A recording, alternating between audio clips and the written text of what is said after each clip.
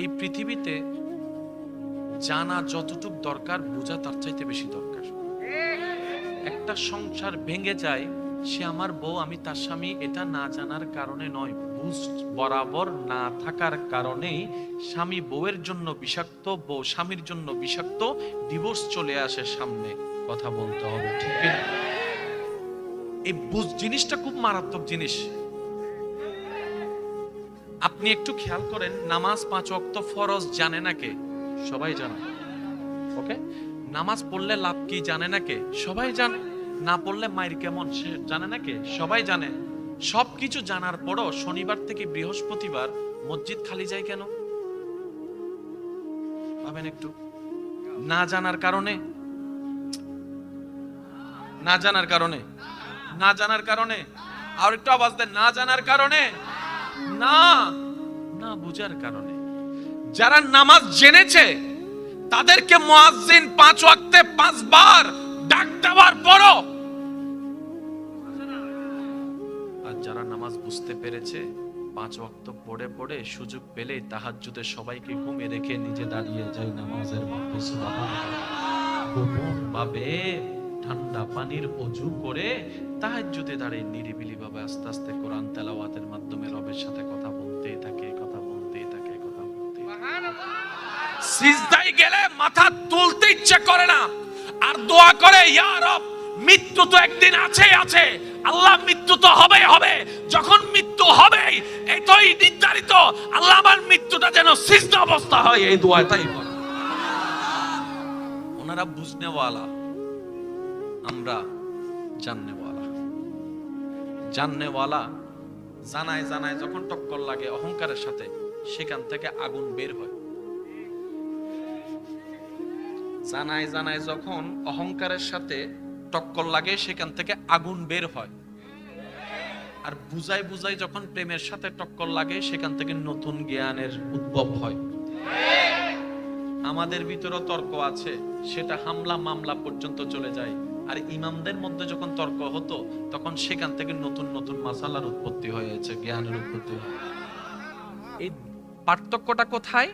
আমার ব্যাপারটা আমার মনে, আপনার ব্যাপারটা আপনার মনে। এই মনে মনে লাগে গেছে ঝামেলা, শ্রদ্ধা নেই, সম্মান নেই, আগুনের সৃষ্টি হয়েছে।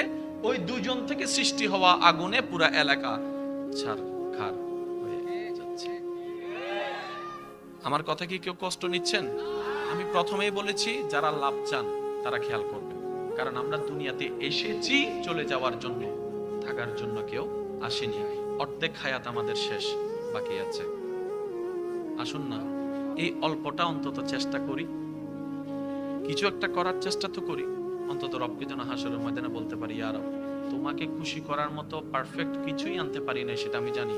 অন্তত যেই দিন থেকে বুঝতে শিখেছি, সেই দিন থেকে আমি চেষ্টাই করেছিলাম তোমাকে খুশি করার জন্য। আর আপনারা জানেন, যে ছাত্র চেষ্টা করে, শিক্ষক কখনো পড়া না পারার কারণে তাকে কখনো গায়ে হাত, কারণ শিক্ষকের স্যাটিসফ্যাকশন এতটুক যে আমার ছাত্র পারুক না পারুক চেষ্টা করেছে।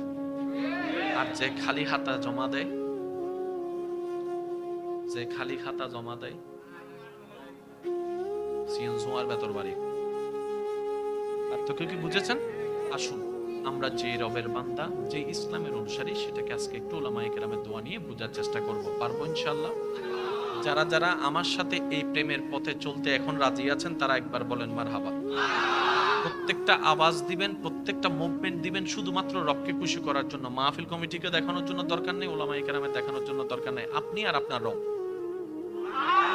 আর একটু জোরে বলতে হবে রে ভাইয়া। এবার যার যত শক্তি আছে একবার বলেন সুবহানাল্লাহ। আর একটু জোরে বলেন। মনোযোগ, মনোযোগ, এই সব কথাগুলো মাথায় থাকবে ইনশাআল্লাহ। এবার আসুন, সামনের দিকে যাচ্ছি। আল্লাহ তাআলা যতগুলা সৃষ্টি বানিয়েছেন আদেশ দিয়ে, কিন্তু আমাদেরকে বানিয়েছেন মায়া দিয়ে, মহাব্বত দিয়ে, ভালোবাসা দিয়ে। আল্লাহর সৃষ্টিতে একমাত্র আমরা, আব্বু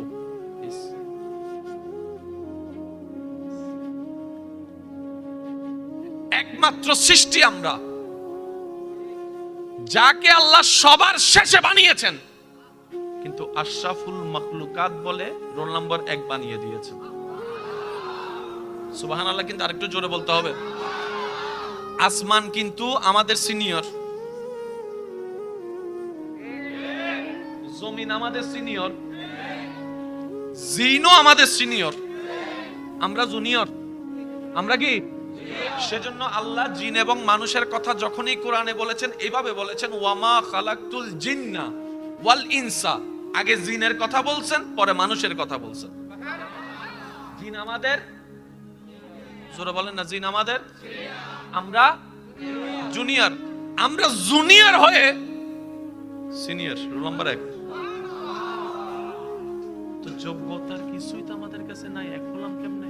এটাও তো একটা ভাবার বিষয়। একটা সাপ যদি এখানে চলে আসে, একজন মানুষ এখানে থাকবে না, সবাই পালাই যাবে। তো শ্রেষ্ঠত্বের আসনে তো সাপে অধিকার হওয়া দরকার, কারণ সাপের ভয়ে সবাই পালিয়েছে। কিন্তু আল্লাহ তাআলা বলে, সাপ তোমার নাম শুনে আমার 1000 মানুষ পালিয়েছে সত্য, কিন্তু আমি রবের রহমতের দৃষ্টিতে তারপরও মানুষ শ্রেষ্ঠ। সত্যের সত্য, মহাসত্য, চিরন্তন সত্য, যার উপর কোনো সত্য নাই, সে সত্য হচ্ছে এক আল্লাহ। ওই আল্লাহ নিয়েও দ্বিমত আছে। ওই আল্লাহ নিয়েও কেউ বলে যে স্রষ্টা আছে একদল, কেউ বলে যে স্রষ্টা নাই।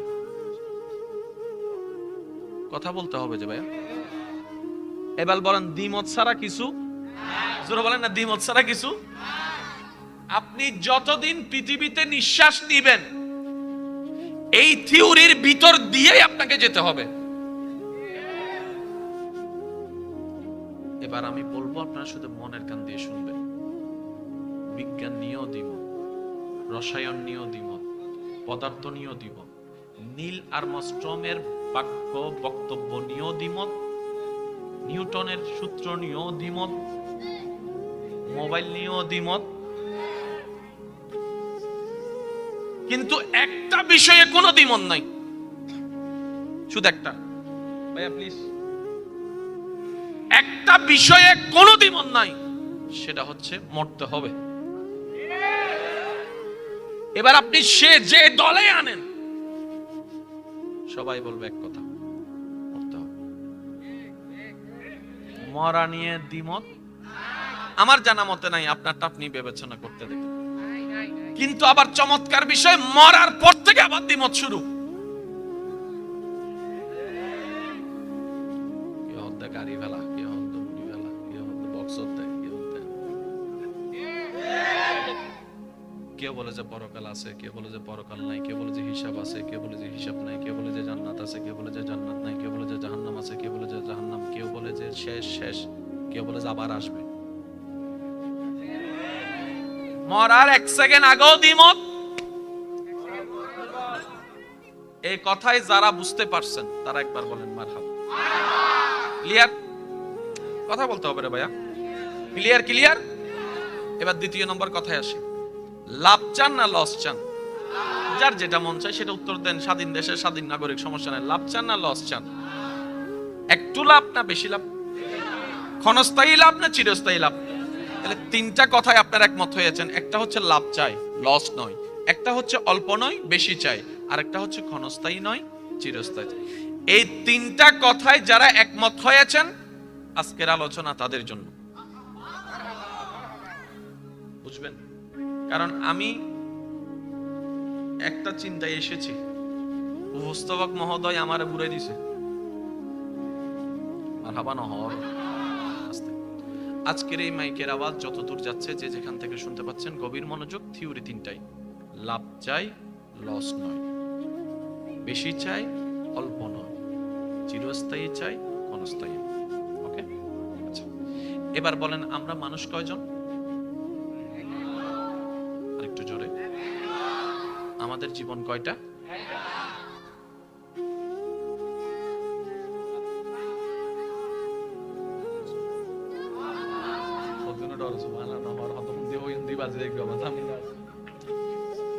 কয়টা?